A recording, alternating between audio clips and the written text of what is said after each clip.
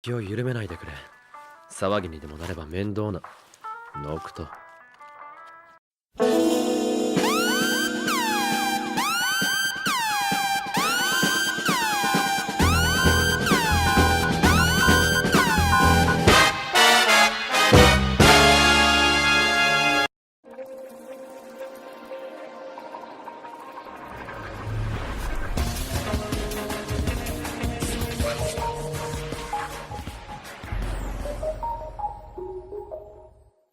Well, hello and welcome to another episode of Pixel Talk. Thank you for joining us again for another episode. Yes, I'm Jake. That guy's Luke. Yes, I'm Luke. Yeah, and today we're here to talk about the anime that just finished. And, you know, we don't usually talk about anime on this channel, but this is related to a game that I am very excited for. Yeah. So we're going to talk about Brotherhood, Final Fantasy 15. So just sit back, relax, and hear us talk about Final Fantasy 15 for the millionth time. This is only the second time, actually. The second time. When else have we talked about it except from Kingslave? Well, there's Kingslave. Yeah. But we also brought it up in like pretty much almost every episode. Well, you know what? I'm excited. You can be excited. I'm excited. That's allowed. You can be excited. I'm excited. Okay, so anyway, but this one's all about it. So that means I have to bring up something else. I can't just bring up 15 because we're already talking about it. What would you say was your favorite episode of the 5 that were released? God, that's a tough one. I enjoyed all of them. In fact, I actually enjoyed this series a lot more than I enjoyed Kingslave. Yeah, same here. I did enjoy this series more than I enjoyed Kingslave. But Kingslave was enjoyable for other reasons. But on a storytelling level, I think that Brotherhood totally, because it nailed what Kingslave did, and that was character. Mm-hmm. It was I think Brotherhood was really genius in the fact that watching all these episodes right off the bat, you feel attached to these characters before you even play the game. Yeah, like even in the first episode when Noctis is just like taking the tomato and peeling it off of his burger and giving it to Ignis. It's like that's a nice touch. That's something you would do. I like lettuce on my burger. Usually don't like veggies on your stuff. Usually, but I like lettuce and tomato on my burger. When we go to the pizza place, he gets all meat and I get like one meat and mostly pizza. Veggies. Well, that's pizza. Veggies on pizza. That's just wrong. No, veggies is delicious. Veggies are delicious on pizza. But anyway, I'm sorry, not Kingslave. Brotherhood. So anyways, getting back to your question, I think my favorite was the Ignis episode. I'm just going to call it the Ignis episode. That's the one where it was all about him. Yeah, it was just it really showed like the humanity in Noctis and how like afraid he is about taking on all this responsibility. Yeah, totally. My episode is a tie between that one and the Prompto one. Oh, the Prompto one was really good. I really liked the Prompto one. It was good.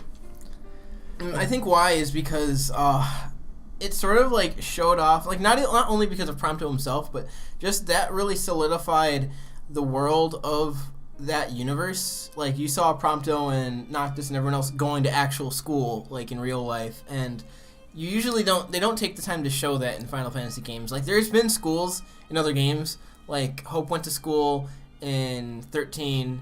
Sora technically goes to school. But you don't see that. You don't see it. They just focus on the adventure. Yeah, but they actually had like school shots. Like, wow, that's actually really cool.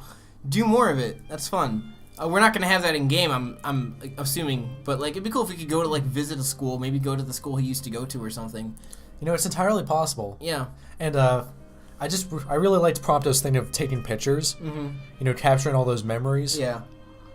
And doing his before and after of getting fit. And I just like his attitude of like, hey, there's a whole bunch of bad stuff going on. I'm just gonna take pictures. Like, you know, we're just taking pictures of this road trip because you know, like 10 years down the line, they're gonna look back nostalgically on this adventure. Meanwhile, like, you know, it's something that wasn't a great situation back in the day. Yeah, just like any big adventure, I think that whenever you have that hindsight, it's like in a weird way you miss it. Kind of like you used to always like try and get all the amiibo in time. And now you kind of miss that hunt. It's like they're good memories, even though that it was frustrating. Yeah, trying to get all those amiibo back then. Now it's like they're a dime a dozen. You can get them all. We saw the Splatoon ones the other day. I know, the Squid Sisters one. I want it. Yeah. I love the Squid Sisters because I'm a kid. And a squid. I'm a squid too. You're not. if you're part of Pitzeltot, you gotta be a kid now, you gotta be a squid now, and then you gotta be a kid now once again. And a squid now, too. Exactly. But you have to. What do you think Noctis is, a kid or a squid? I think he might be a little bit of both. Maybe a kid now. He's like 70% kid. Let's be honest. Yeah, he is. He's a kid. He is a kid. Maybe 30% squid. Yeah, and then Prompto's like 70% squid. He's such a squid. Anyways, back on the discussion. We're veering off. Oh, we are veering off here. I think my least favorite episode was the Gladiolus one. Really? I would say no. It was a good episode in his right, but I expected there to be more Gladiolus when it was more about his sister. It was more about his sister. Yeah, I would say my least favorite episode was actually the first one. It was more of like an establishing one. It was an establishing one, and like I kind of liked how they did bookend it by having the first episode and the last episode all revolve around like that succubus-y thing, like the snake monster, Merilith, like monster thing. It was cool, but also that arc was probably the weakest of all the characters. I want to say because like you got to know Noctis more throughout everyone else's character arcs than you did throughout his own, because his own was the thing with the Merilith. How he gets injured, and that's why he goes into a wheelchair and stuff. Well, the whole point the series was trying to accomplish was, it bookends that. Yeah. But the whole theme of it is that all of, like, Ignis, Prompto, and Gladiolus, they formed Noctis who they are today. Yeah. Who he is today. They totally do. Without him, Noctis wouldn't be And, anything. like, the theme was like, hey, you're not alone in this, we're with you. Mm-hmm. Like, you just see the backstory of them all shaping Noctis. You can really see why they chose Stand By Me as the theme song. Exactly. Yeah. They're standing by him. They are standing by him. So it's exciting. I'm really excited to see. I hope that they mention some of these events in the actual game. That's my hope. We'll see if they end up doing that. I think they said they are going to reference things in the movie. I mean, they have to. I hope so. Yeah, because that actually happened like right as the game's going on. But for the anime, it's more about backstory, and it's more about like what happened years and years ago. But like small things, I really hope they touch on in the game, like you said with Ignis, with the baking sweets thing. If that doesn't get resolved, I'm gonna be so mad. Like imagine like before the final boss, he's like, "Hey man, you got it right. You got the donut right. Finally." It's like pastry. Oh, is it a pastry? I don't know. Something like that. It was something sweet and delicious and gooey. And I also hope that Luna remembers the whole dog thing. Yeah, I hope so. I hope that conversation happens. That was one thing that never really made that much sense to me, though, is how come Luna, if they had only met once or twice, how come Luna knew what Noctis was going through to ask Prompto?